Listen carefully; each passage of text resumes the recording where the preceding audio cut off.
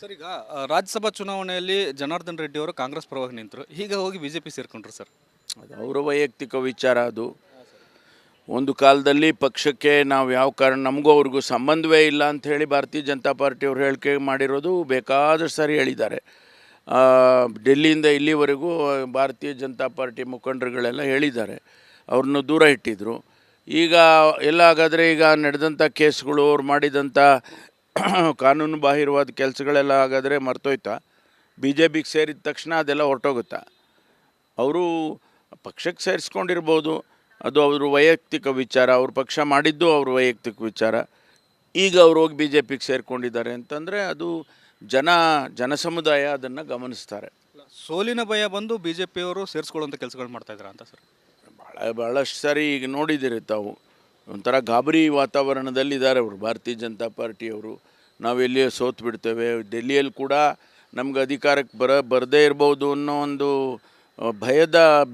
ಭೀತಿಯ ವಾತಾವರಣ ಅವ್ರಿಗೆ ಸೃಷ್ಟಿಯಾಗಿದೆ. ಅದಕ್ಕಾಗಿ ಪ್ರಧಾನಮಂತ್ರಿಗಳು ಕೂಡ ಪದೇ ಪದೇ ದಕ್ಷಿಣ ಭಾರತಕ್ಕೆ ಬರ್ತಾ ಇದ್ದಾರೆ. ಅದನ್ನು ನೋಡಿದ್ರೆ ಎಲ್ಲೋ ಒಂದು ಕಡೆ ಗಾಬರಿ ವಾತಾವರಣ ಕಾಣಿಸ್ತಾ ಇದೆ ಬಿ ಜೆ ಪಿಯಲ್ಲಿ. ನಿನ್ನೆ ಸಚಿವರಾದಂಥ ಶಿವರಾಜ್ ತಂಗಡಿ ಅವರು ಒಂದು ವಿವಾದಾತ್ಮಕ ಹೇಳಿಕೆಯನ್ನು ಕೊಟ್ಟಿದ್ದಾರೆ ಸರ್. ಮೋದಿ ಅನ್ನೋರ ಕಪಾಳಕ್ಕೆ ಹೊಡೀರಿ. ಅವ್ರು ಸಮರ್ಥನೆ ಮಾಡ್ಕೊಂಡಿದ್ದಾರಲ್ಲ, ಅವ್ರು ಸಮರ್ಥನೆ ಮಾಡ್ಕೊಂಡಿದ್ದಾರೆ. ಯಾವ ಕಾರಣಕ್ಕೆ ಹೇಳಿದಾರೋ ಗೊತ್ತಿಲ್ಲ.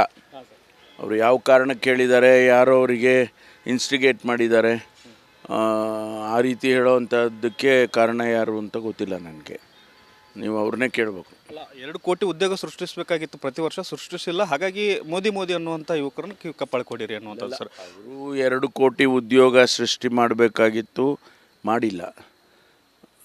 ನಾವೆಲ್ಲರೂ ಕೂಡ ಅದನ್ನು ಇಡೀ ಜನಸಮುದಾಯಕ್ಕೆ, ಯುವಕರಿಗೆ ವಿಶೇಷವಾಗಿ ತಿಳಿ ಹೇಳ್ತೀವಿ. ಅಂದರೆ ಸುಳ್ಳು ಹೇಳಿದ್ದಾರೆ. ಒಂದು ಪ್ರಧಾನಮಂತ್ರಿಗಳು ಸುಳ್ಳು ಹೇಳೋದು ಅಂದರೆ ಏನು? ಅದು ಯುವಕರಿಗೆ ತಪ್ಪು ದಾರಿಗೆ ಎಳಿತಕ್ಕಂಥ ಪ್ರಯತ್ನವನ್ನು ಮೋದಿಯವರು ಮಾಡಿದ್ದಾರೆ ಅಂತ ಅನೇಕ ಸಂದರ್ಭದಲ್ಲಿ ಎಲ್ಲರೂ ಹೇಳಿದ್ದಾರೆ. ಅದು ಇವರು ಯಾವ ಅರ್ಥದಲ್ಲಿ ಕಪಾಳ ಕೊಡಿರಿ ಅಂತ ಹೇಳಿದ್ದಾರೆ ನನಗೆ ಗೊತ್ತಿಲ್ಲ, ನೀವು ಅವ್ರನ್ನೇ ಕೇಳಬೇಕು. ಅಲ್ಲ, ಬಿಜೆಪಿಯವರು ಹೇಳ್ತಾ ಇದ್ದಾರೆ ಚುನಾವಣಾ ಸಂದರ್ಭದಲ್ಲಿ ಪ್ರಚೋದನಕಾರಿ ಹೇಳಿಕೆಯನ್ನು ಮಾಡ್ತಾ ಇದ್ದಾರೆ, ಇದು ಗಲಭೆ ಆಗ್ಬೋದು ಅಂತ. ನೋಡಿ, ಗಲಭೆ ಆಗ್ಬೋದು ಅಂದರೆ ಇವರೇ ಮಾಡಿಸ್ಬೇಕಲ್ವಾ? ಯಾರು ಗಲಭೆ ಮಾಡೋದು? ಭಾರತೀಯ ಜನತಾ ಪಾರ್ಟಿಯವರೇ ಗಲಭೆ ಮಾಡಿಸ್ಬೇಕು. ಯಾರು ಹೇಳ್ತಾರೋ ಅವರೇ ಮಾಡಿಸ್ಬೇಕಲ್ವ? ಅದರಿಂದ ಆ ರೀತಿ ಗಲಭೆ ಮಾಡಿದರೆ ಕಾನೂನು ವ್ಯವಸ್ಥೆಯನ್ನು ಕಾಪಾಡೋದಕ್ಕೆ ನಮ್ಮ ಹತ್ರ ಎಲ್ಲ ರೀತಿಯ ಫೆಸಿಲಿಟೀಸ್ಗಳು ಇದ್ದಾವೆ. ಎಲೆಕ್ಷನ್ ಕಮಿಷನರು ಗಮನಿಸ್ತಾರೆ. ಎಲೆಕ್ಷನ್ ಕಮಿಷನರು ಹೇಳಿದ್ದಾರೆ, ಈ ರೀತಿ ವಿವಾದಾತ್ಮಕ ಹೇಳಿಕೆಗಳಾಗ್ಬೋದು, ಪ್ರಚೋದನಕಾರಿಯಾದ ಹೇಳಿಕೆಗಳಾಗ್ಬೋದು, ಧಾರ್ಮಿಕ ಪ್ರಚೋದನೆ ಮಾಡ್ತಕ್ಕಂಥ ಹೇಳಿಕೆಗಳಾಗ್ಬೋದು, ಇವೆಲ್ಲ ಮಾಡಬಾರ್ದು ಅಂತ ಎಲೆಕ್ಷನ್ ಕಮಿಷನ್ನಿನ ಇದರಲ್ಲೇ ಇದೆ ಗೈಡ್ಲೈನ್ಸಲ್ಲಿ. ಅದನ್ನು ಅವರು ವಾಚ್ ಮಾಡ್ತಾರೆ. ಒಂದು ವೇಳೆ ಅವರಿಗೆ ಅನಿಸಿದರೆ ಅದನ್ನು ಕೇಸ್ ರಿಜಿಸ್ಟರ್ ಮಾಡಿಸ್ತಾರೆ.